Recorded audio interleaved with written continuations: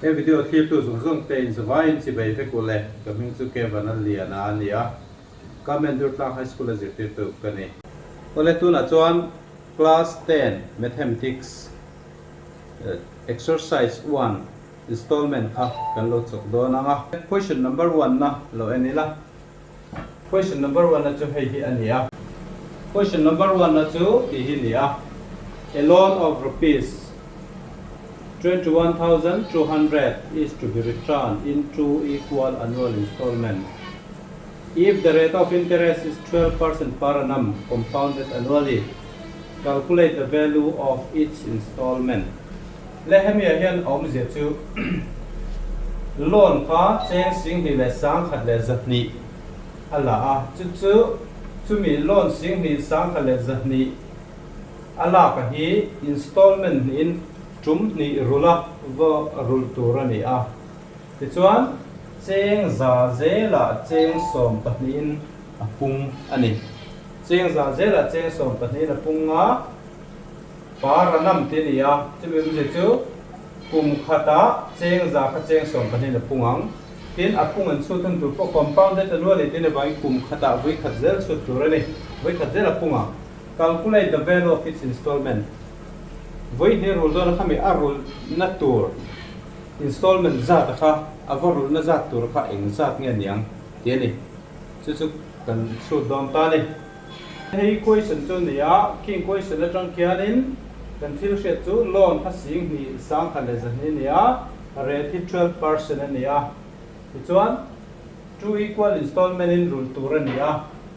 ti chuan installment zat zom tur ni tuna hian kan lo chokang hian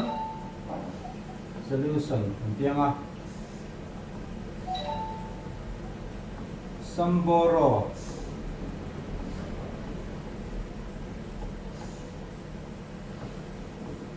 rupees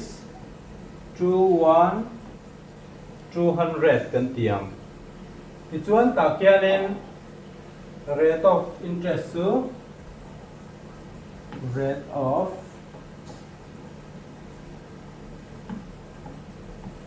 interest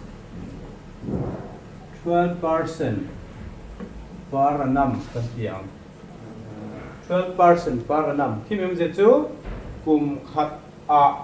khat chung cheng za ke man ngal la khan cheng som pa ne na pung don ti na ni tin het lai cha kan thil shet chen la chu two equal annual installment ini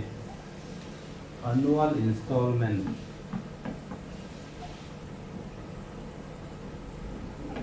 two equal annual installment ini ya ti chuan ti hian kan chok don ani het ya installment zone ni reng don chuan equation number 1 te 3 te 6 te 7 9 11 13 khi mi te ho zonga khian installment zon tur ve kan nia chung ho zonga chuan kan ti tur chu ti hian kan zia kang let x be the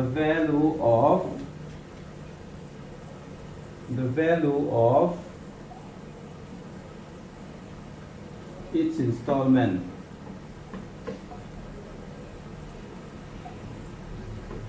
kan tiang chu mim je chu installment khatna ni mo ni na ni mo thumna ni mo a khoi mi a pokhan exit installment khami poisa za ta kha ani don ni kan la shet mi lo wa la poisa za ta hi kan chen over x kan ti shi ta ne ti chuan tur me hen installment vai ni tur ne wangin principal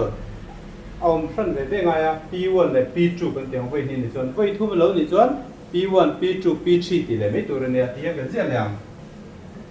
let P1 and P2 be the principal for first and second installment first and second installment kan tiang kimi te pani ki chin sia tat tu installment zon don re then let x be the value of each installment ti ki kan je kanga p hi voi ni ne zon p1 and p2 ti ne me ya voi thum ni zon p1 p2 p3 ka tiang zel khan voi li ni pon p4 thengin au me yang hian kan je don ta ni ti chuan kimi don le kan ti tur chu hian ni ta ni installment kan zon don zon amount formula ka kan mang do na hian for first installment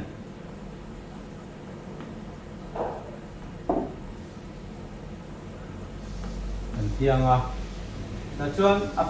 formula ka hai hian dawen la a equal to p1 plus r by 100 to the power n di khania mase a ya ken china khan installment ka x ni se kan tia that is x equal to chuan first installment in p1 kan tianga 1 plus rate pa china khan 12 kan tia 12 by 100 to the power first installment in shim in tan power 1 so that's it by heart la ta hian kan se tur chu rate ki 12 compounded annually ania 12% per annum ai tia compounded annually ni bok chuan rate ron je kan chi kha ji dia thei ani ka se tai la ti chuan hei hi kan chok tenga pali in avai som ni le panga du chu pani ko kan chok te thia hei hi avai thum chu ti lo ni chuan hei hi p1 1 plus 3 by 25 hi lo lenga this one x equal to p1 LCM kan lak chuan ni nga plus 3 over 1 chu x equal to p1 ni riat by ni nga le pathumi kan bel chuan ni riat lo le ta ti chuan p1 kha kan ba kha sing hi sang khat le e hetamia khan kan ba sing hi sang khat le zahni kan tia kha lo na kha khimi khi a kan ba hi principal bel khom ne hai tu tur ani hei hi apung me lo kan papa ngai tir original ba kha ne khi p bel khom ke na tu tur ani wangin hian p equal to kan so ngai ta ne p1 equal to kan tianga ta hian 25 ta hian in kan se tu chu hei ti hian ani dan tu dik ta ti hian ani ta kun je la khong so kat lo deuin x by p1 equal to x by hei hi x se basem don ani ni ria divided by som ni le panga ti hian ania mase khi puntir na kan le chuan hei hi hian lo thung don ni nga by ni riat power 1 x power 1 ti kan sia vezel shi phatanga kan she thiam te na ti chuan second installment ka kan sia le don ta for second installment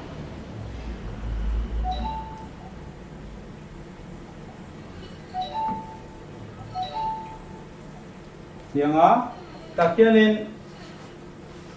unzian ne kitchen na sadu de le ka boy thau de le ka second installment tur chu p2 ti tur ani ha p2 ania mase ka takhanin ta hen ka she tur chu p1 nei te uluk de wei chote to chon a shan pa ni helai zong hi cho tha kherangai to lawa adang lam na lai chi ki she te la p2 kan tianga equal to helai mi hi kan la kai me ang helai mi le na lo le tu su helai power 1 hi power 2 ni me chon third installment ni pat helai power 3 ni le me chu tiang chon adang lam ani chu hian kan tiang ni nga by ni riat a power 2 ni nga hi alo ni me don ta ni hi ti hian kan tiang ti chuan khimi p1 le p2 first le second installment kan nei to chuan khimi te bel khom khi samboro kha atuk don ani ti chuan ta hian samboro te zangat lupa sing ni sang khat le zahni atuka ti chuan samboro ke sing ni sang khat le zahni atuka samboro chu enge lupa p1 le p2 tukani nei hian tu chumo hi tuka 2 1 200 p1 chu enge ti chuan 25 by 28 over 1 x plus 25 by 28 over 2x 2 1 200 sing hi le sang khat le zani lo ni ta hei hi so panga cái ta hian kan che tu chu hei le hei hi LCM la kun ne bel tur ne ma ro chu ta hian common kan la nga common chu hetan ni nga ba ni re ti pakhat ma heta voi ni oma chu wan chon ni nga bai ni ria ti a common a lelam a x om ve ve boka hian kan lo tianga a voi khat tan hei i wa sem chuan 25 by 28 hei alo la chuang don ta ni equal to 21 by 200 ti chuan hei hi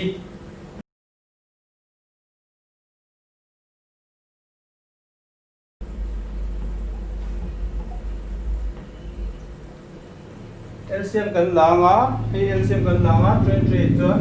hei hi avai khat 28 plus hi nga equal to 21 200 alo ni ta ni ti chuan hei hi kan tel le nga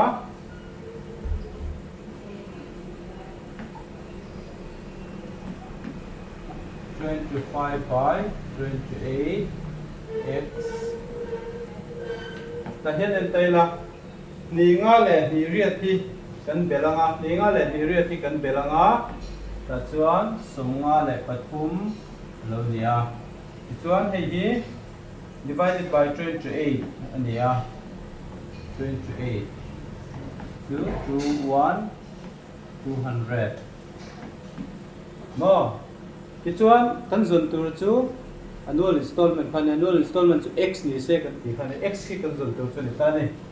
x equal to kan tianga 21 200 into 28 ve ve hian han multiply nga 28 into 28 divided by 25 into 53 alo ni don ta ni ti chuan khimia khian kan ti dan tur chu ni nga mun hian kan selo ni queen ni nga hi panga in avoi nga hi la ti chuan hei hi panga thau hian an sem pai la panga voi li som ni panga voi ni som panga voi li avoi bial kan tianga ti chuan panga thau hian sem le te la panga ina voi khat ti chuan 4242 avoi riat som li avoi li som ni avoi riat alo nianga ti chuan 848 thi nga thum hian avoi khat nga thun avoi som paruk mo som paruk into ni riat thi la chuanga chu kan pun tiranga 1 2 5 4 4 hi alo so don ta ni ti chuan x su installment khane wangin ti hian kan zia kang answer chuan the value of each installment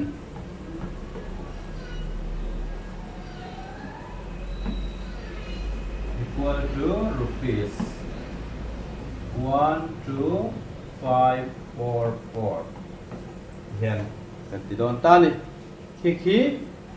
chin che te la tin question a kian in aum che lo na na kina ti tho ngai mai thea interest an jong te po kha ti the ni interest an jong te ti chot enge kan ti tu kan ti chuan he lai khan en te la hela hian atira kan poisa bat kha sing ni le sang khat le zat ni nia sing ni le sang khat zat ni ti chuan ma se eng zak nge kan pek tak kan ti chuan kan pek tak za ta ki en tai la sing khat sang ni zanga somli palin voi ni ru le ni chu ti chuan aba ai tam pe di don ti na ne chu me atam na chu interest su ni me ni chu zon turin question an lo pal thut ni chu hian kan ti me ang interest lo zon ngai ta se mo chen zi le lo kang sui kan le lok dai la to find the interest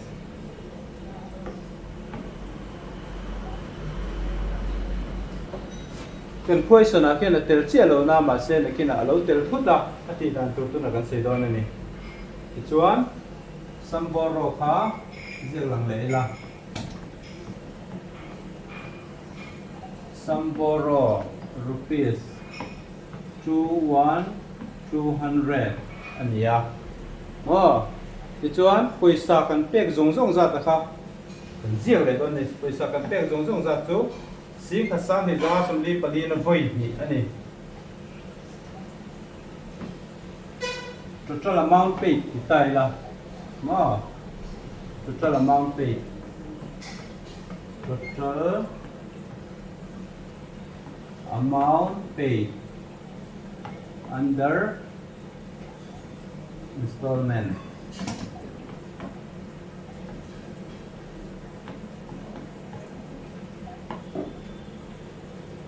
one 2,544 into 2 ano niya nga kimi ken voi ni kan te ka bangin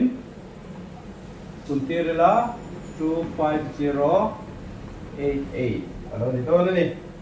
25088 ti chuan hei cheng sing ni sang kha zan mi ba khan sing ni sanga le somriat pariat lai kha alo pe ti na nia apek tam na zong hi apung chu ni ta interest chuan interest paid schedule chuan 25088 minus 21200 thì kan payanga chuan sangthum zariat somriat le pariat e zong hi poisa pung apek te la chu ani ti na do ni don ni khi question ba ka interest on ngai aron ti point kan chodan tur chuan ya ti chuan he question kan zero hian kan share ta na kan du reng chu ela hi sin che te la khi question number 1 na kan cho mang khian question number 1 na mang hian 3 te 6 te 7 te 9 te 11 te le 13 na kha a cho thei vet ani ti kha sengal te la thaw me tuna chuan question number 3 na kan lo chunga question number 3 na hi question number 1 na te ne na akal bang thumun installment som tho ne maro chu adang lam na chu half yearly rate te nia in chu lo le chuan cash down payment awma ka khadang lam na nia question ki lo enila le to me question 2 the cost price of washing machine is rupees 15,000 Sophia agrees to pay rupees 2,000 in cash followed by 2 half yearly installment. If the rate of interest charge be 16% per annum compounded half yearly, find the value of its installment in a question on the issue lokila in sugna call kha anzor naman koi sapek lak ngala alei theina manaka sing khale sanga nia tichuan Sophia Khan atira cheng sang ni pe ka atnuwa voi ni rulak pek tla rem ti ni cheng sang hi apedon ni cho cheng sing khale sanga man kha cheng sang hi apekal dona ti chuan anua in angin poisa in angin voi ni arulang se ru so don ni maru chu ta chuan rate of interest charge 16% per annum 16% per annum ani chuan per annum ania kum khat chungin cheng za a cheng som porkin apung don ani mara chu ta chuanin apung an chu thun tur ra chu compounded half yearly kum khata voi ni apung don ani mo are ta hi kan chena ngai na china kan cho question number 1 nen ai an lo chu par annum ni ve thoma se compounded half yearly tia hen dang lam ta ni ta chung kan hre to chu 16% per annum ania no kum khata tan cheng som por ko dia ma se kum chan bedana apung don ani chuan som paruk chan ve hi cheng riat kum chan ve chon cheng riat in re ta hi ni ti na alu ni tamai ni a hre tu re ni tulai te chu sila tin question number 1 na chuanin loan ania avai khan ba nia avai ba tang khanin pung kha kan chuta tun me chun si khat sanga atanga chu lo kian cheng sang ni apet la phota ala bang atang khan apung chu tu ni ti kha kan thebok don nia le yen dan sokam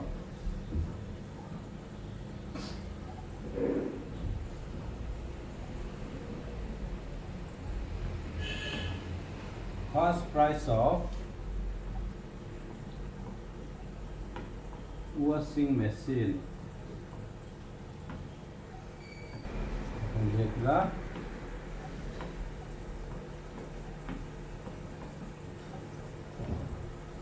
cost price of washing machine hi sing khatle sanga ani ma se atirin sang he petla chuan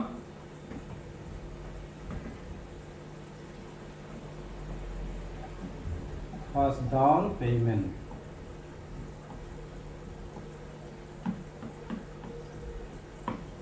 cost down payment hi sang hi cheng sang hi chuti ni chuanin ingsan nge ba a balance kha niang kan ti chuan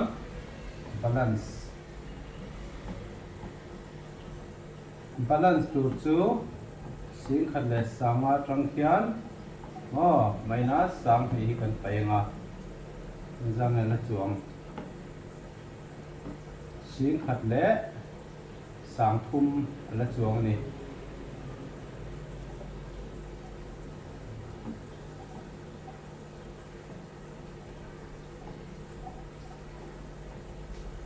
cheng sing khatle sang thum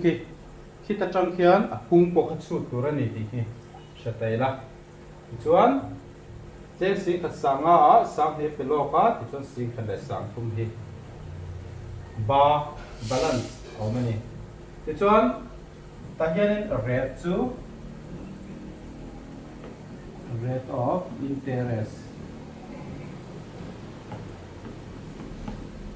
of interest chu 16%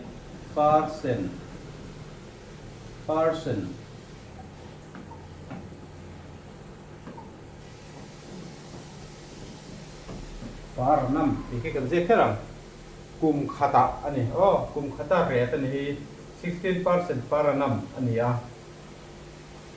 ti chuan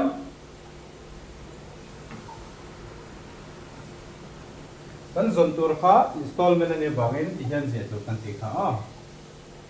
let the value of each installment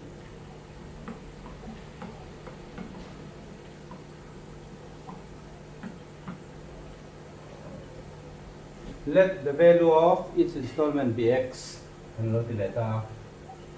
ti chuan void ni arul do na bang khan void ni rul do chon p1 and p2 a principal lo di lenga let p1 and p2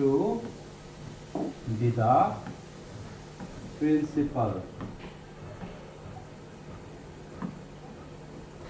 for first and second installment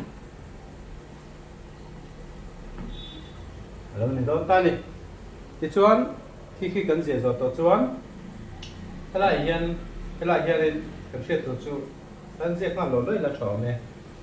question a hian 16% per annum compound half year le sia hei chu kum khata ta na nia ma se kum chan ve dana apung khi chu ta ni don awangin kum chan ve dana chu don che khan hemi chan ve hi ngai ta hemi chan ve chu jang e ka ti ton 8% per half year ma 8% per half year len me don ta ne ka se tai la re thi atinan hemi lo question dang lam le thei chu half yearly kya hen quarterly tiam le the quarterly ni chuan kum khata voili chu don te na nia quarter ka thum zel ya kum khata voili chu don don thei hi a re taron pe ki par anama kum khata ta na pe kai pali tan sem le me am tuna chuan kum chan ve half yearly ni chu half yearly chu kum khata voili ni bain pati tan sem a shemela danglam le te chu quarterly ni pali sem tur half yearly ni re par nam hi pati sem tur chu zong chu question danglam the na khan ti sei la thome ti chuan for first installment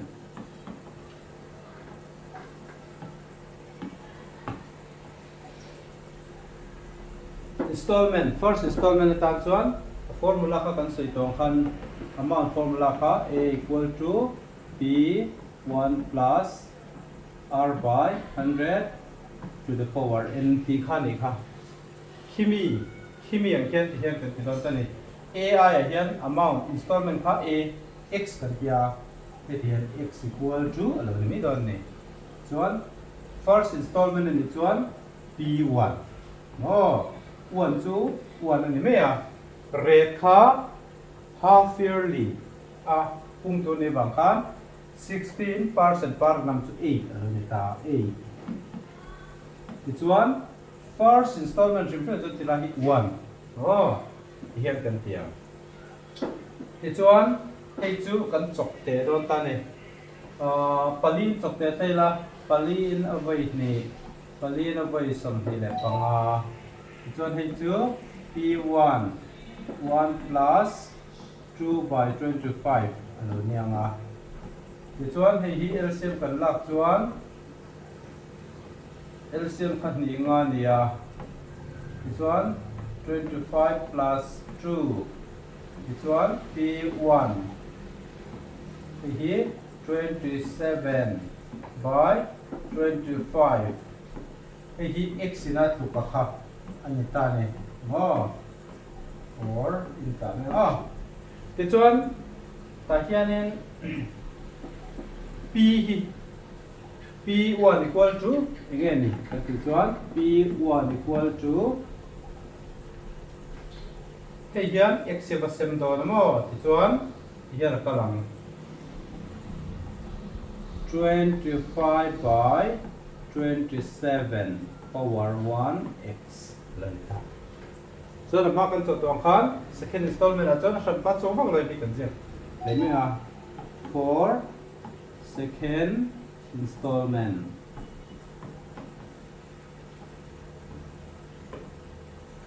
installment p2 kan tianga p2 chon ne te dang la mang headline power 1 hi 2 lo me a 25 by 27 to the power 2x izong ke la ta chu chuan hemi p1 le p2 bel kho hian kan ba dik taka kha pung tel lo kan ba si ka sang tu mi tuk mai don ani ti chuan balance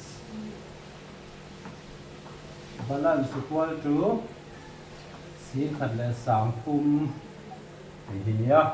balance so ingin nga lo tu kan ti chuan p1 le p2 bel ta kha p2 bel te hi ania mo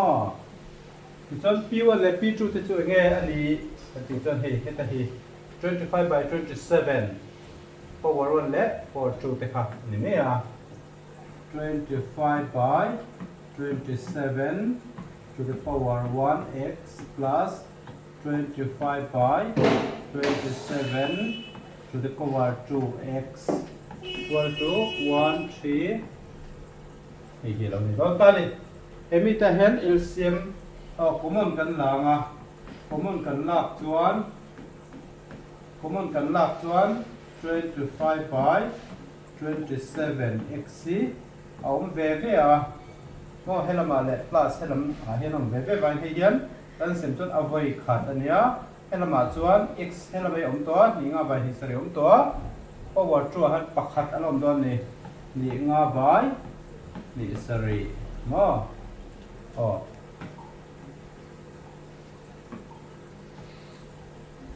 equal to 1 3 you know it's on hi bracket so men LCM kan lak chun ni sari LCM ni ni nga vai ni sari x LCM 2 ni sari ni 1 3 0 0 0 it's on ni sari hay pakat uan tho ma uan ni na vai som ni pasari kan ron sema vai som ni pasari ni sari na vai khat som ni pasari plus ni sari na vai khat pakat vai som ni panga lo ni me don ta he hi lo ni ta ti chuan he hi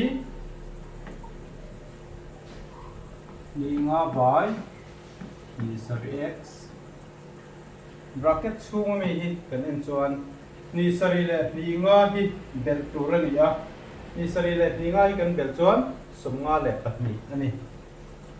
som nga le pahni bai som ni le pasari equal to sing le sang thum ti chuan x equal to ki kan zon tur chu ni ta ne x equal to kan zon ton chuan x equal to kan tianga helam equal to ka ding lama mi hi kan lakaya nga chuan veilama mi atwailama mi hi chunga ve ve ken chawanga ni sari into ni sari mo chuan he ta chunga mi te nuai he na ka chunga 25 into 52 ti chuan ki kan chok te nga ni nga mun kha kan thiam hal mai lo mai thea ni nga mun ki kan thiam lo poi panga voi nga ania chuan panga in hi sem le tai la panga in avoi ni som tan som phum lo ma avoi ruk som phum bial chuan hi panga in avoi khat kan tianga chuan hi kan chok te le nga panga in avoi nga som hi le panga ania chuan hi som chu panga voi ni som kan bial lo mani chuan ki kan chok te le nga heta nga ni hian avoi khat nga ni avoi som chuan hi achuk chu pen into 27 into 27 hi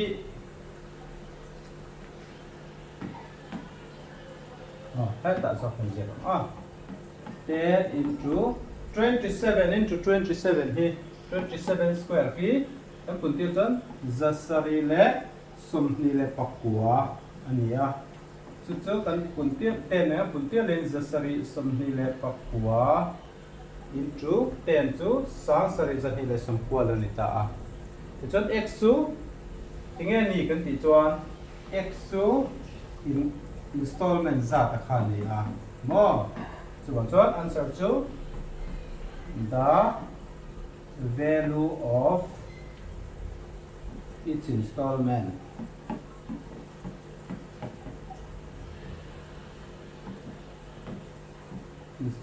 is rupees 7290 thì đó ta đi thì khian question number 3 na chu kan lo chok ta question number 1 na le 3 na hi kan thiam chuan abu mi dang pok kan thiam ve nga question number 1 na kha chuan cash down payment khom lawa 3 na chuan cash down payment na lom ta ka wang cash down payment ni kan pai phut ta chu ta ala chuang che kha kan ba nia 1 na kha chuan loan ni bai na vai kan balance ni nga la war chu tu na me chuan cash down payment kan pai nu che mi hi a balance kha lo ni ta chuan rate of interest a compounded half yearly a ron tiam wangin par nama a rate a ron pe ka hi half yearly ani chuan hemi chan ve zel hi lak tur ni a chuan quarterly a ron ti le ani point compounded quarterly ti om ni chuan hei pal hin sem mai tur ani atiang kha dang lam tur ne bak chun question dang lam thei va kom lawa khi installment kan chaw dan tur chuan ne ti chuan question number 1 na le 3 na kan chok to a khami mang khan 6 7 9 11 13 ti khi mania lo chaw ve mai thei tur ani ta ani